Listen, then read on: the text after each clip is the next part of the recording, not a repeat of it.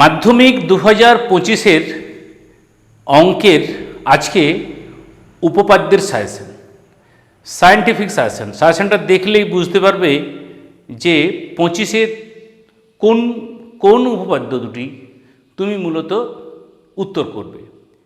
4টে থেকে 5টা, এই 4-5টা উপপাদ্য তুমি যদি করো, আজকে যেভাবে সাজেশনটা দেওয়া হচ্ছে এ অপূর্ব সাজেশন। তো স্টার্ট করা যাক। তাহলে এটা আমাদের দাগ সংখ্যা কত না 9। কটি প্রশ্ন থাকে? 2টি প্রশ্ন থাকে। মান কত? 5। দুটির মধ্যে একটি করতে হয়। তাহলে একটু যদি আমরা দেখি যে বিগত বছরগুলিতে কীরকম প্রশ্ন এসেছে। তোমাদের কটি অধ্যায় না, অধ্যায় হচ্ছে দেখো 1, 2, 3, 4, 5, 6, 6টি উপপাদ্য সংক্রান্ত অধ্যায়।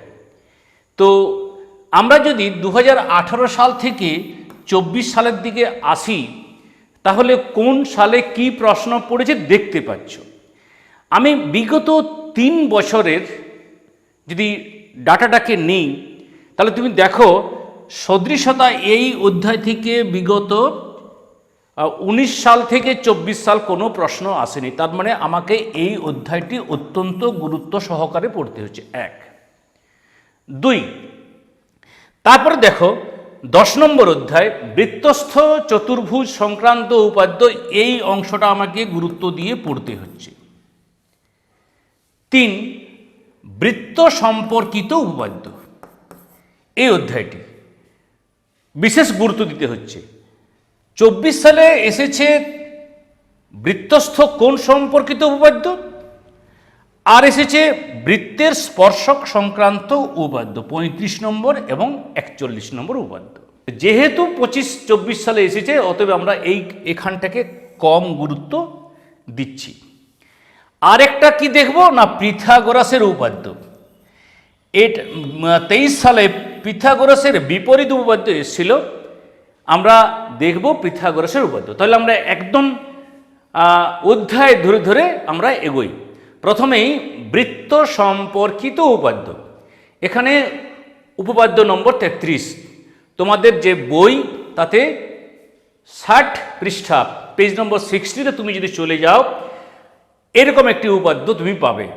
প্রমাণ করি যে ব্যাস নয় এরূপ কোনো জ্যাকে যদি বৃত্তের কেন্দ্রবিন্দুগামী কোনো সরলরেখা সমদ্বিখণ্ডিত করে, তাহলে ওই সরলরেখা ওই জ্যায়ের উপর লম্ব হবে।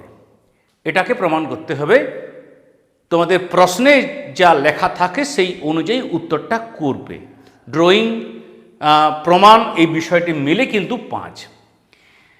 এরপরে আমরা ওই অধ্যায়ের 32 নম্বর, এটা কম ইম্পর্ট্যান্ট কিন্তু করতে হবে, পৃষ্ঠা 59। ব্যাস নয় এরূপ কোনো জ্যায়ের উপর বৃত্তের কেন্দ্র থেকে লম্ব অঙ্কন করা হলে ওই লম্ব জ্যাটিকে সমদ্বিখণ্ডিত করে। বৃত্তস্থ কোণ সম্পর্কিত উপপাদ্য, যেহেতু 2024 সালে এখানে প্রশ্ন ছিল, তাই 25-এর জন্য তেমন কিন্তু গুরুত্বপূর্ণ নয়। তবুও 34-এর উপপাদ্য পৃষ্ঠা 123, এটা অবশ্যই দেখবে। আর 37 পৃষ্ঠা 136 অর্ধবৃত্তস্থ কোণ সমকোণ, এই দুটো দেখছ। এরপরে 10 নম্বর অধ্যায়ে বৃত্তস্থ চতুর্ভুজ সংক্রান্ত উপপাদ্য 163 পেজ থেকে 171 পেজ। তোমাদের এই সাজেশন দেখে কেমন লাগছে? সায়েন্টিফিক তো নাকি? তো অবশ্যই কমেন্ট সেকশনে জানিও। বাকি অংশগুলো ধীরে ধীরে নিয়ে আসব। আর যারা আগের সাজেশন দেখোনি তাদের জন্য ডেসক্রিপশনে লিঙ্ক থাকলেও দেখে নেবে।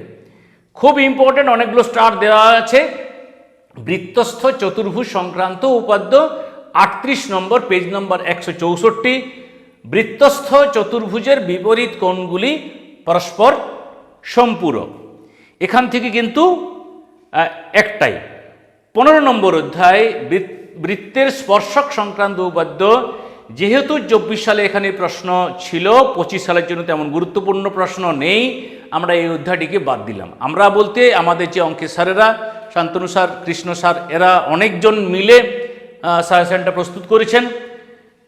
অধ্যায় 18 সদৃশতা, মোস্ট ইম্পর্টেন্ট। আমরা শেষে কিন্তু তোমাকে ভাগ করে দেবো কোনগুলো করবে। উপাদ্য 48 পেজ 255 কি না, যে কোনো সমকোণী ত্রিভুজের সমকৌণিক বিন্দু থেকে অতিভুজের ওপর লম্ব অঙ্কন করলে এই লম্বের উভয় পার্শ্বস্থিত ত্রিভুজদ্বয় সদৃশ এবং ওই ত্রিভুজগুলির প্রত্যেকের মূল ত্রিভুজের সঙ্গে সদৃশ। তো একটাই থাকলো সদৃশতা থেকে, এবং শেষে পিথাগোরাসের উপাদ্য, উপাদ্য নম্বর 49 পৃষ্ঠা 285। পিথাগোরাসের উপাদ্য যে কোনো সমকোণী ত্রিভুজের অতিভুজের উপর অঙ্কিত বর্গক্ষেত্রের ক্ষেত্রফল অপর দুই বাহুর উপর অঙ্কিত বর্গক্ষেত্রের ক্ষেত্রফলের সমষ্টির সমান। এটা হতে পারে, কিংবা পিথাগোরাসের উপপাদ্যটি বিবৃতি করো ও প্রমাণ করো। শঙ্কর সাব এই অংশটা বেশি করে গুরুত্ব দিচ্ছেন যে পিথাগোরাসের উপাদ্যটি বিবৃতি করো, এরকম প্রশ্ন আসার সম্ভাবনা বেশি। আর বিপরীত উপাদ্যটি অবশ্যই দেখে রাখবে, যেটা 50 লেস ইম্পর্ট্যান্ট কিন্তু দেখবে।